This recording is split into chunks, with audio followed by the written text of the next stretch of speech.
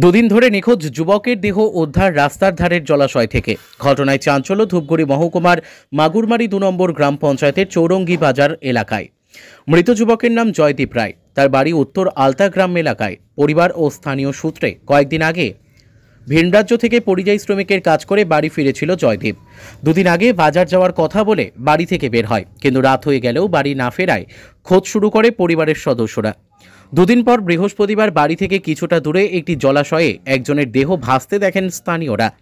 জলাশয়ে দেহ ভেসে ওঠার খবর ছড়িয়ে পড়তেই ঘটনাস্থলে আসে জয়দীপের পরিবারের সদস্যরা। তারা দেহ দেখে শনাক্ত করে। পরবর্তীতে জলাশয়ে দেহ ভেসে ওঠার খবর পেয়ে ঘটনাস্থলে ছুটে যায় ধূপগুড়ি থানার পুলিশ। জলাশয় থেকে দেহ উদ্ধার করা হয়। জানা গিয়েছে দেহ ময়না তদন্তের জন্য জলপাইগুড়ি মেডিকেল কলেজে পাঠানো হবে। ময়না তদন্তের রিপোর্ট আসলে মৃত্যুর সঠিক কারণ জানা যাবে। তবে মৃত্যুর কারণ নিয়ে দেখা দিয়েছে একাধিক প্রশ্ন। এলাকাবাসী মনে করছে এটা আত্মহত্যা নাকি খুন বোঝা যাচ্ছে না। পুলিশ তদন্ত করলে ঘটনার সত্যতা বেরিয়ে আসবে। এদিকে ছেলের দেহ উদ্ধার হতেই কান্নায় ভেঙে পড়ে জয়দীপের মা সহ পরিবারের সদস্যরা।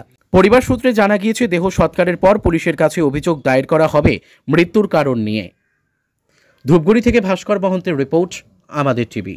পুজোর আগে স্বনির্ভরতার পথে প্রথম পদক্ষেপ নিন। বাড়ির কাজ বা পড়াশোনার পাশাপাশি আয় করতে চান? সেলাই শিখে নিজের পায়ে দাঁড়ান। ড্রয়িং সহ কাটিং সেলাই শিখুন সহজ পদ্ধতিতে, অল্প খরচে ও কম সময়ে।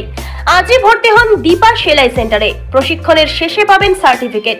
ঠিকানা ডাউকিমারি রামভোলার মাঠ এবং কালীরহাট বিদ্যালয় পাড়া। যোগাযোগ করুন 7866960719।